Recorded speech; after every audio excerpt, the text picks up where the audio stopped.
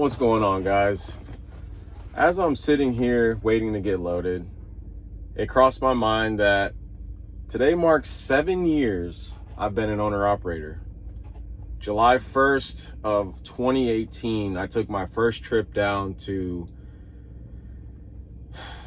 Los Angeles, California, man. It was, I didn't even know what I was getting myself into, but it was crazy because I do believe in manifestation. Especially during that time, I manifested everything I wanted at that time, and I feel like I truly manifested everything I'm living today. And it's crazy the power of manifestation. When I first originally started trucking, I was such a sponge. Like, I knew nothing, and I didn't have any prior experience even pulling a trailer. I don't even remember having anyone in my family with a pickup truck. I mean, my grandpa did, but he was all the way out here in Washington. So I remember getting in, and quickly, with my background of cars, it helped me find that niche industry that the cool guys were in. You know, the guys with the cool trucks, the guys that took pride in what they were doing. I quickly saw that within a couple months that these are the cool guys. These are the guys that just want to go to work every day and go home, collect a check. They don't care what happens to the truck. They don't care about anything to do with the truck. So I took that and ran with it. I ran containers for about 6 months, give or take. And yeah, it's probably a little longer, like maybe like 9 months tops. And I didn't really make any money, like, at all. But I knew that I was getting good experience from the guy that I was running with. His name is Don, and he was super good to me. His best friend became my best friend. He called me on a daily basis, and he was such a good guy. But fast forward to what made me leave is because I was going in and out of container yards, and then I would see like nicer trucks, and I'm like, okay, these nice trucks are pulling containers, but I also saw one of their nice trucks pulling a flatbed. So in my area in the Northwest, I'm like, I have to make a change if that's the direction I want to go. So I started looking around. Joel Olson was really high on my radar, but I don't think I had enough experience to go get on with them. And then I found MG Transport, and MG Transport basically hauled any and everything, mainly pipe and steel. And they had a really nice fleet. And it started out, there was just a lot of spread axle stuff, like 5 axles, standard freight. But then he did have like 4 or 5 maxi trucks. So when I say maxi, that means 8 axles, 7 or 8 axles. So like basically anything over 50,000 pounds is considered a maxi. So I ended up knocking on the door, and I said, hey, like, I'm fresh out of school, basically. Like, I've been driving containers for this long for an owner operator. Like, I'd love to come work for you guys. And I remember like a couple days went by, like I filled out an application. He's like, are you even making $100 a day? And I'm like, I don't know. Like, I don't care what I'm making. I just want to work. I literally didn't care. My expenses were so low then. And like, I was like 21. And I remember he's like, well, we'll start you at like $16 an hour or 17. And I was like, I really don't care. So I started out at $17 an hour, and I was going to say that, a couple days went by and like he didn't get right back to me. And I was like, oh man, am I going to get the job? And so I called him back like after a couple days, and I said, hey, Mark, I'm just following up with you. I just came in and filled out an application. I'm just wondering if it's still a possibility I can still work with you guys. Simple phone calls like that, man, like, it does go a long way. So if you are in this process, or you're going through this, being as professional as you can be, it goes a long way. So let's fast forward to me getting the job. Pulling a flatbed for the first time was just so crazy. Like, I think a lot of you guys, or a lot of people that get into trucking, they look at the cool trucks and they're like, oh, I can just go hop in a truck and like I can do that too. It takes seat time, man. Like, I didn't get comfortable really driving probably like my first, I'm not even gonna lie, dude, like my first 3 years of trucking was very nerve-wracking. Like I learned so much with weather. It takes so much seat time for you to be comfortable in this seat, to know what the truck is going to do at any given moment, and how it's reacting to the roads, and it takes a lot of seat time. So you thinking that you're just going to get out here and jump in a big long stretched out Pete and be, you know, successful, like you might, but you don't want to start that way. You don't want to start in a nice truck. I'm not saying go and get in a piece of crap, but you don't know how to drive if you haven't had the experience and the seat time. I'm sorry. Just what it is. So I ran with MG Transport for a while. And I did good, man. Like, this just goes back to like experience. I put myself out there, and I basically, you know, I started with the standard truck, and then as like maybe 6 months went by, I noticed that a lot of the 4-axle guys, so 8 axles, maxi guys, were working more often. They always had overtime. They did a lot of the cooler freight, and they were looked at as like the big dogs in the company. They made like a couple more dollars an hour.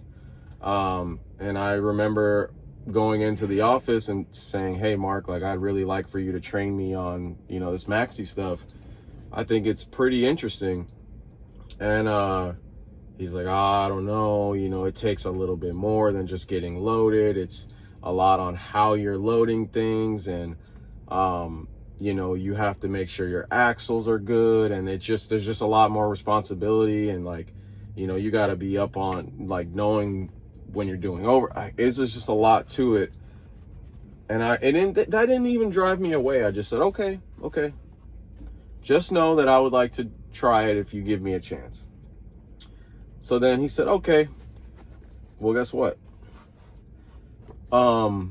Someone didn't show up to work one day, and they were under a load, and it was a load of rebar.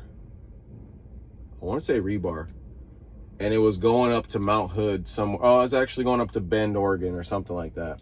And it was in the afternoon, and they couldn't find a guy to, like, you know, take this load.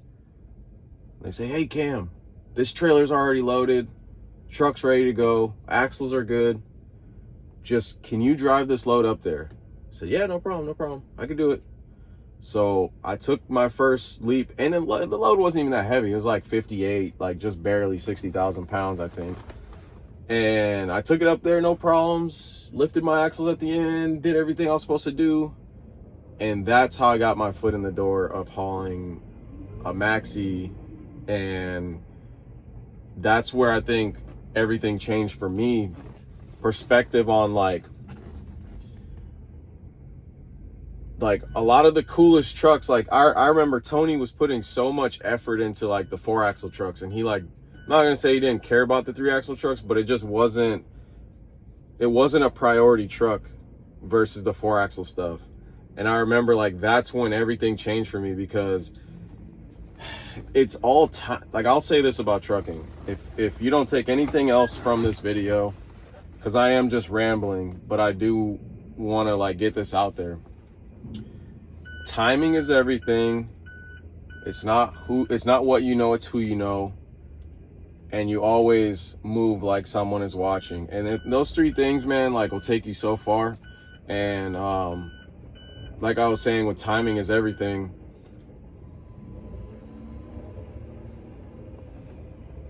Just making sure he doesn't want me to move or anything. Timing is everything. So and I wasn't preying on anyone's downfall, but there was an old man that was driving my truck number one. It was a 388 Pete 4-axle, and he had gotten pretty sick, and the 4-axle stuff was just too much for him. So they basically, you know, the truck was sitting, and it was crazy. Like, when I got back from that trip, they're like, Cam, that's your new truck. And I'm getting chills right now thinking about it, because I was so excited, man. I was like, what? I go from pulling this shitty Columbia Freightliner that had not even been washed in like 2 or 3 years, pulling containers out of these dirty yards, to I got the shiny, like probably one of the nicest trucks in the fleet. And it's all timing. And I never said no to a load. I never said no, I will not go there. I took it as like, I'm getting experience worth more than anything right now. I'm just gonna learn on this guy's dime, this guy's dollar. So I went everywhere. I took the extra loads on Saturday. I hauled whatever they thought I could haul. I hauled steel. I hauled oversized stuff, like width. I hauled anything that all the other guys hauled. I did it too. And I just think it goes a really long way that they were able to depend on me. You can ask any of those guys that were there. They know that I was like super dependable, and that's how I always was. And when it came to snow, I'd never back down, even though I am the most scaredy cat motherfucker when it comes to snow, but I will still go. It's the craziest thing ever. Like, I hate when snow comes, and I hate climbing passes in the snow. I hate being in the snow, but I'll still do it. Like, I'll just turn my brain off and just like you got it. Like, you know when it gets too bad, like, you know how to, so like, I'll still go, which is crazy to me that every year when it starts snowing, it gets icy, I hate it. I want to just like crawl into a ball and just stay home. But I've never just stayed home. Like, I've always been out there in the snow when I had to be out there in the snow. And that's what I did. I remember the first time I had to go over Willamette Pass with Kyle and Mike. We had loads of coils going over to Geldwin out there in Cave Falls in Oregon. We had to climb Willamette Pass, Highway 58, and it wasn't snowing, but it snowed the night before. That's how usually it is on Willamette. It'll snow all night long, and then you're left with like basically like packed snow, packed ice, and then they'll put like layers of red rock on top. But it's not the greatest stuff. Like, you got grooves everywhere, holes everywhere, and it's rough stuff. And it's icy, it's slick.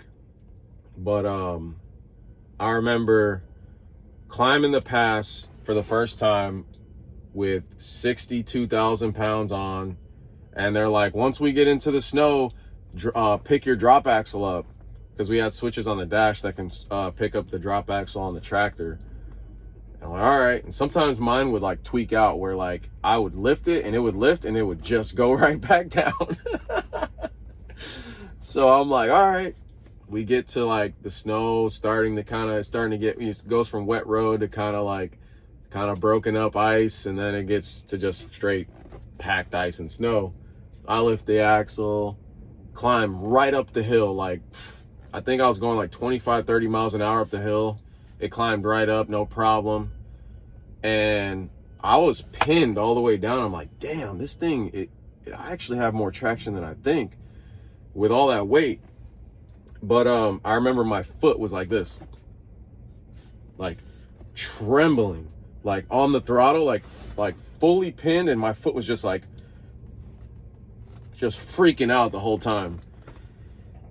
But like, I was able to remain calm. I wasn't like not able to drive. I was just a little bit like, who's this?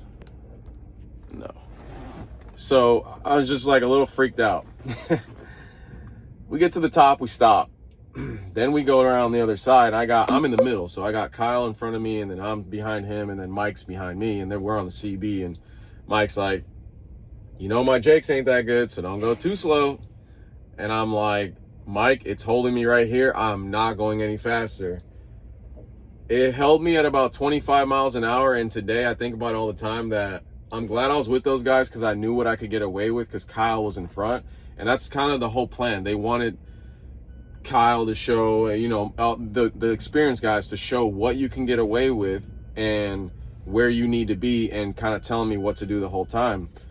But, I dropped down the hill, grabbed a couple gears, and then I just kind of, where it kept me, I just left it right there and didn't touch anything. I had my Jakes on low, which some people say you shouldn't even have your Jakes on, but I'd rather have Jakes on riding down the road and then listen for if it did spin versus be like tapping the brakes the whole way down the hill, Anyways, I learned a lot being at MG, and I don't want to make this a super long video, but if you're cruising down the road, this might be a good video for you. I learned a lot, and I learned enough to where I was saying to myself, damn, it's not about the money, because I could have went in other places and made more money. It's not about the money. Because there was a lot of people that would just jump company to company to company looking for $1 more, $2 more, $3 more. But then you keep starting down the total pole, and then you're just another driver to these guys, and then they already know you already came from 4 different companies, and they don't invest in you because you're going to probably leave in a month once you find out that you're not getting enough overtime or you're not making what you thought you were going to make.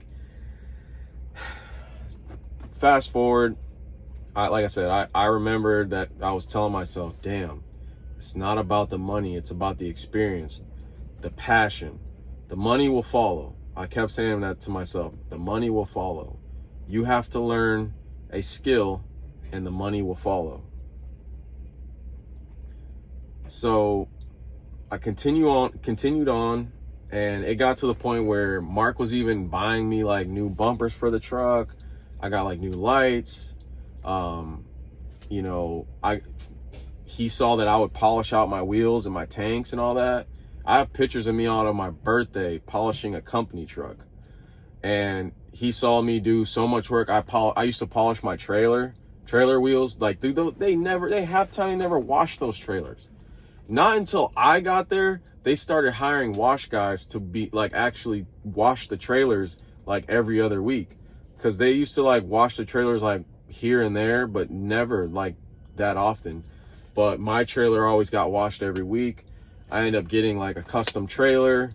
So basically, once Mark saw me polishing wheels and polishing my grill surround and polishing tanks and keeping my truck nice, then he threw new set of wheels. And when they put new tires on my truck, they put a brand new set all the way around of wheels that had just gotten polished. My trailer got brand new wheels and everything.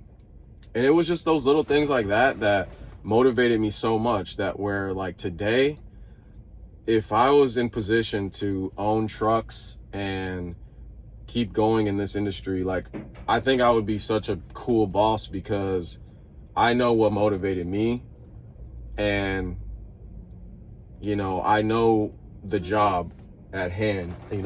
I've been doing this for a while. So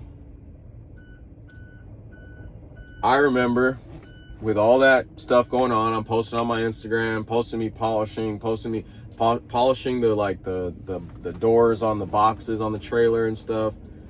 And I remember Jeff, the guy I'm leased on to now, I would talk to him like on a daily basis and through Instagram, and like for a while we would just speak, and I didn't even know he had a company. I just knew him as one guy. I didn't know that he had trucks, and I didn't know what he had going on. I just knew he had a cool truck. Actually, his Instagram is cool trucks on Instagram. So I'd get on the CB and talk with Jeff, and I'd be like, oh yeah, where you going today? Oh, I'm going over here, and whatever. Then there'd be times where I'll just speak to him on Instagram, tell him where my head was with stuff. Fast forward, Jeff offers me an opportunity to become owner op. And I'm like, damn, dude, I'm manifesting all this. like every day. I remember like I couldn't sleep some nights because I would just be in such deep thought. Like I know I could picture myself in the truck. I can picture myself in the position I want to be in. I feel it. I know what song's gonna be on the radio. Everything. Like I could just I would just go home and I'd just manifest. Like I would just be just looking like, you know what I mean? Deep thought on a daily basis. And I remember just like, man, I think you have an old school mentality and you're like one of us. And I think you have a lot of potential and you're a young guy and you need to be in position. And Jeff basically gave me an opportunity. He purchased my first truck. I had an option between the black 389 or a stretched Kenworth. I didn't love the stretched Kenworth. I didn't love the stretched Kenworth. I think it's still running around today. I think it's the most hideous truck ever built. But I was like, dude, Black Pete, like that's what I want. 389. It was brand new. It had 50,000 miles on it. It was a 2019, and he went and picked it up. He bought it for $140,000 with 50,000 miles on it in 2018. You know, fully spec'd out, pretty decent. It was like a lot truck, but it was spec'd out nice. Like it had a car hauler front axle, it had low air leaf, it had the platinum interior. Like it had potential. And I would love to one day be able to buy that truck back. I still have the guy's number who has the truck. I'd love to be able to buy that truck back, redo it the way I always wanted to do it, and just like, just financially, I don't see it ever happening with me only owning one truck. Like I have to scale up and own multiple trucks to be able to do something like that. And maybe I will, man. Maybe one day I will have trucks. I just don't know. You know, it's hard because like I was in such a place where I would manifest all these things and I'm living everything I manifested. But like today, it's so hard for me to manifest any further because I feel like I'm more in touch with reality of the industry, the reality of life. And it sucks that I don't have a more open mind. I think I'm very open-minded. I wish I was more open-minded to possibilities. I am, but I think I have too many ideas sometimes. Anyways, we get the truck. He brings it back to town, shows it to me. And so me and my girlfriend at the time went and checked it out. And the deal was I was going to run back and forth to LA. And that worked out, man. I did that for about a year and a half, year and some change. It was great. Met a lot of cool people. Got a cool run. I was pulling just a little simple dry van, 48-foot dry van down there. Sometimes I pull a spread axle roll top. And then the steel started booming. You know, Brown Strauss was booming and I lived in the perfect area. So then it all boils down to being in the right place, the right time. It's timing. Seeing all of it through, you know, waiting it out. I didn't make any money for 10 months, guys. I made no money. I couldn't make money. I came into the game with nothing. I come from nothing. I literally come from nothing. You know, like I don't have, nobody saved up money for me to go to college. I didn't, you know, I had to buy my first car. Like, you know what I mean? Like, I've been working since I was 14 with my uncle here and there, and I had my first legit job when I turned 16. Like I've been working since I was a kid, man. Like I used to do landscaping when I was a freshman in high school. I used to do landscaping. I used to help my uncle, you know, pull paint off of houses and repaint houses, run wiring in houses with him, all kinds of stuff, man. Like I've been working since a young age. So I don't come from anything. I come from great people. I just don't come from money. I don't come from finances. I don't come from a lot of success at all. And if it wasn't for Jeff, I wouldn't be where I'm at today. That's just what it boils down to. You know, he helped me skip the line. And I'm not saying that this is impossible, but if you followed something that I did, where if, let's say you're 20 right now, you're in driving school, or 21 or 22, 23, and you have no experience, go get that great experience. Show the passion on your Instagram. Your Instagram is your Instagram is your what is the word? Not your portfolio. Yeah, it's your portfolio, but what is it? Your resume. Instagram is your resume. You know, show the passion that you have for trucking. And somebody's going to see that and go, man, this dude right here has it. I would love for him to drive for me. And you never know. You might start as a driver for somebody, but they might be able to put you in position by just asking simple questions. They might be able to sell you the truck. So the way it worked out with Jeff, he didn't make a profit off the truck. He carried the loan. I paid off the loan through him. And when it became time, you know, I was hauling steel for a little while. Things were doing good. I got some equity paid down on the, you know, I was getting more equity built up in the truck.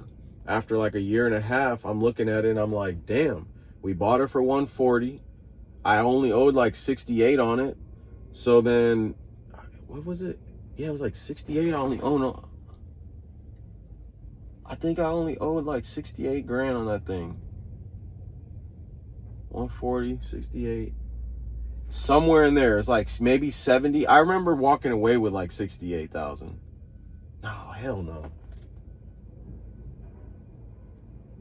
Damn, it's been so long. I don't remember. I want to say I only owed 68. And then I took all that equity. I put 30. Yep, that's what happened. I walked away with 60 something after selling that truck. We sold it for 145. I remember putting 30 grand down, and the rest of that money went into building this truck, like parts and labor is where the rest of that money went. And it's just crazy how time flies, man. But to wrap everything up, I think the moral of the story is don't chase a dollar, chase your passion, because it's gonna take you further. And I'm sitting here 7 years leased on with J&S Enterprises, and I'm happy about where I am today. I'm not happy where the industry is, but it could be worse. It could always be worse. I'm totally fine with a little struggle. It's been like the industry has been great to me. So I can't sit here and be a Debbie Downer. We're still making money. I'm still in the truck. I didn't have to give it up. The thing is almost paid off now. I don't owe very much. I think this truck will be paid off in the next 7 months, 8 months, give or take. This thing will be paid off. So,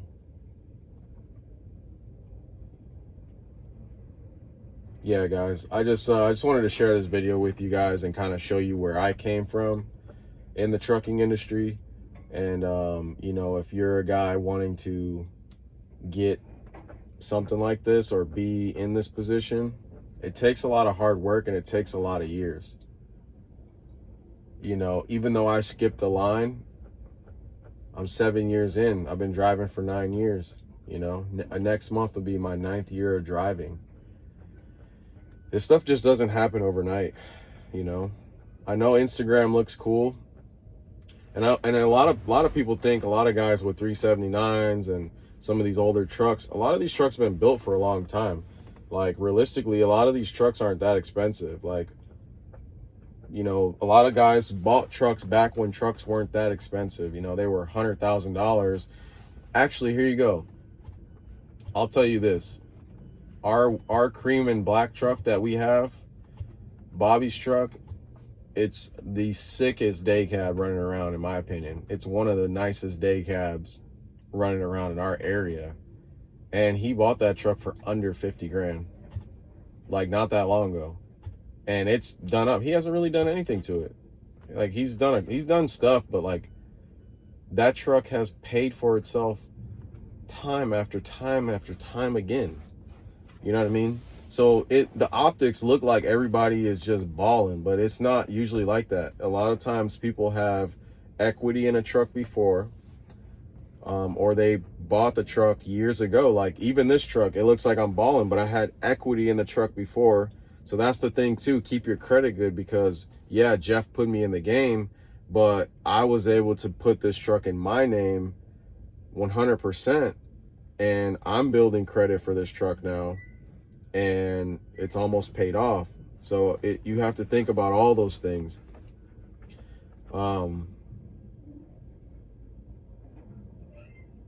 Yeah, guys, I'll just probably end it there. And if there's anything that I might be missing out, or if you guys want to hear more of, maybe I can do these style of videos more often. I know I have another vlog coming soon. I did record recently, and I have been recording, so I love editing. It's just, to be honest, the way things have been lately with the industry and the stuff we're doing, I've just not really felt like it was worth recording or speaking on. And also, to kind of end this, I don't want to end this in like a sad way, but I had to put my dog down like a couple weeks ago. So, you know, I had her, she was born in 2005, the end of 2005. She almost made it to 20 years old. It's so rough to think about, man, that I don't know. I just miss that dog so much, man. She was so good to me, and she lived a great life, man, but it's a part of life. So life has been kind of weird for me lately with the loss of money when it comes to, like, I'm okay, but I feel like I've lost so much money this year. It's just taken the wind out of me a little bit, you know, and I know everybody's feeling it. It's not just me. Everybody's feeling it. But we just got to keep our head down and keep going, because if we reminisce too much or stay in that pocket of what's getting us down, how does that help you come up? It doesn't. So you have to keep smiling, keep pushing forward. Tomorrow's another day. And your thoughts become things, the energy you put out into the world, all that, it's real. So let's end it there. And let me know in the comments if you guys are interested in videos like this. Because I'm always thinking, I'm always talking, and I can share with you guys. Also, please subscribe. It's like 80% of people that watch my videos are not subscribed. It's free. Until next time, I bid you adieu.